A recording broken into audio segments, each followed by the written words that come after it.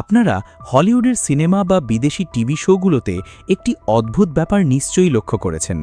সেখানকার বেশিরভাগ বাড়ি ইট বা কংক্রিটের নয়, বরং কাঠের তৈরি হয়। বাইরে থেকে দেখতে এই বাড়িগুলো অত্যন্ত সুন্দর এবং পরিপাটি লাগে, পরিষ্কার দেওয়াল, ঢালু ছাদ এবং সামনে ছোট্ট একটি বাগান। কিন্তু যখনই আমরা বুঝতে পারি যে এই বাড়িগুলো কাঠের তৈরি, তখনই আমাদের মনে একটি প্রশ্ন জাগে, সত্যিই কি কাঠের বাড়ি এত মজবুত হতে পারে? প্রবল বৃষ্টি, তুষারপাত বা ঝড়ে কি এগুলো টিকে থাকতে পারে? আর কাঠ যদি এতই ভালো জিনিস হয়, তাহলে বাংলাদেশে বেশিরভাগ বাড়ি ইট আর কংক্রিট দিয়ে কেন তৈরি করা হয়? আসলে বাংলাদেশে কেউ যদি বলে যে সে কাঠের বাড়ি বানাতে যাচ্ছে, তাহলে মানুষ প্রায় অবাক হয়ে যায়। অনেকেই তো এমনও বলে বসেন, আরে ভাই, কাঠের বাড়ি তো তাড়াতাড়ি নষ্ট হয়ে যাবে। কিন্তু মজার ব্যাপার হলো, আমেরিকায় এমন অনেক কাঠের বাড়ি আছে যেগুলো ৮০ থেকে ১০০ বছরেরও বেশি পুরনো এবং আজও মজবুতভাবে দাঁড়িয়ে আছে।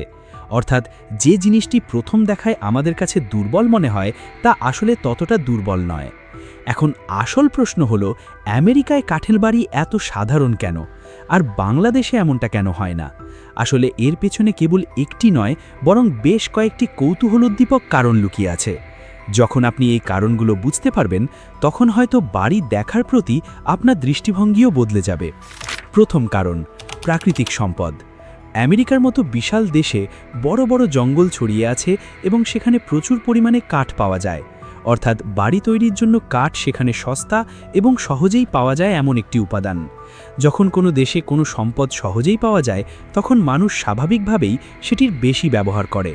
এই কারণেই আমেরিকায় কাঠ দিয়ে বাড়ি তৈরি করা একটি সাধারণ এবং সাশ্রয়ী বিকল্প হয়ে উঠেছে। এর বিপরীতে বাংলাদেশে ভালো মানের কাঠ বেশ দামি এবং সব জায়গায় সহজে পাওয়াও যায় না। তাই এখানে বাড়ি তৈরির জন্য বেশিরভাগ ক্ষেত্রে ইট, পাথর এবং কংক্রিট ব্যবহার করা হয়। এই উপকরণগুলো মজবুত হয় এবং দীর্ঘস্থায়ীও বলে বিবেচিত হয়।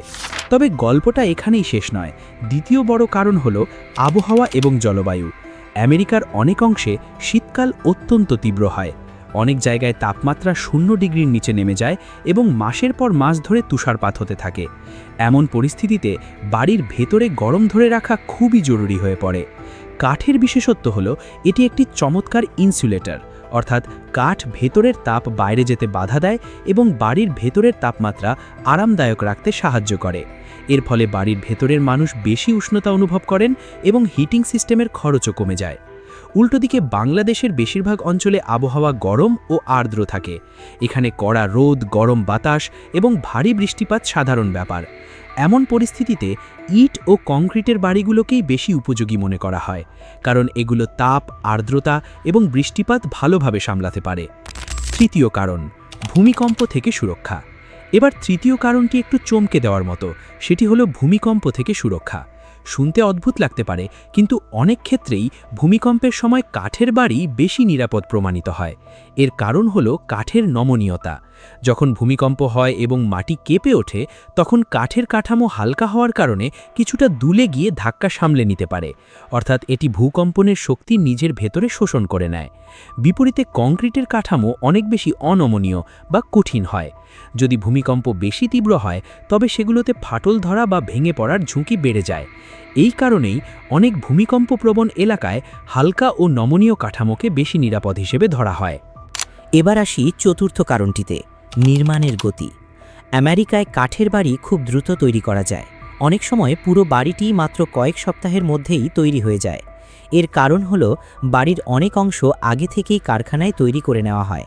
দেওয়ালের ফ্রেম, ছাদের কাঠামো এবং অন্যান্য অনেক অংশ মেশিনের সাহায্যে আগেই তৈরি করা থাকে। তারপর এগুলোকে ট্রাকের মাধ্যমে নির্মাণস্থলে এনে জোড়া লাগিয়ে পুরো বাড়িটি তৈরি করে ফেলা হয়।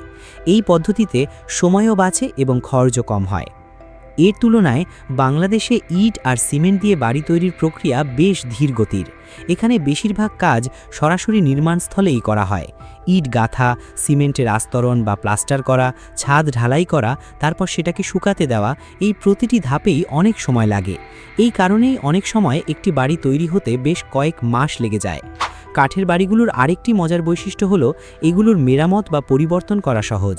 যদি কোনো ঘর বড় করতে হয়, নতুন জানালা লাগাতে হয় বা দেওয়াল সরাতে হয়, তাহলে কাজটি তুলনামূলকভাবে দ্রুত করা যায়। কিন্তু কংক্রিটের বাড়িতে বাড়িতে দেওয়াল ভাঙা এবং আবার নতুন করে নির্মাণ করা বেশ কঠিন এবং ব্যয়বহুল। তবে এর মানে এই নয় যে কাঠের বাড়িগুলো একদম নিখুঁত হয়। এগুলোর কিছু অসুবিধাও রয়েছে। যদি সঠিকভাবে রক্ষণাবেক্ষণ না করা হয় তাহলে কাঠে ঘুণ বা উইপোকা লাগার ভয় থাকে। বন্যা বা অতিরিক্ত আর্দ্রতাযুক্ত এলাকায় কাঠ তাড়াতাড়ি নষ্টও হয়ে যেতে পারে। তাছাড়া সময়ে সময়ে এই বাড়িগুলোর যত্নও নিতে হয়। এই কারণেই বাংলাদেশের মতো দেশগুলোতে মানুষ তুলনামূলক বেশি মজবুত এবং দীর্ঘস্থায়ী পাকা বাড়ি তৈরি করতে পছন্দ করেন। তবে এটিও বেশ মজাদার যে বাংলাদেশের কিছু পাহাড়ি অঞ্চলে আজও ঐতিহ্যবাহী বাড়িগুলোতে কাঠের বেশ ব্যবহার দেখা যায়। ওখানকার পরিবেশ ও ভৌগোলিক পরিস্থিতি কিছুটা ভিন্ন প্রকৃতির, তাই সেখানে কাঠের বাড়ি বেশি উপযোগী মনে করা হয়। তাই আসল সত্য হলো আমেরিকায় কাঠের বাড়ি তৈরি হওয়া সেখানকার পরিবেশের সাথে একদম মানানসই, আর বাংলাদেশে ইট ও কংক্রিটের বাড়ি বেশি ব্যবহারিক বা বাস্তবসম্মত হিসেবে বিবেচিত।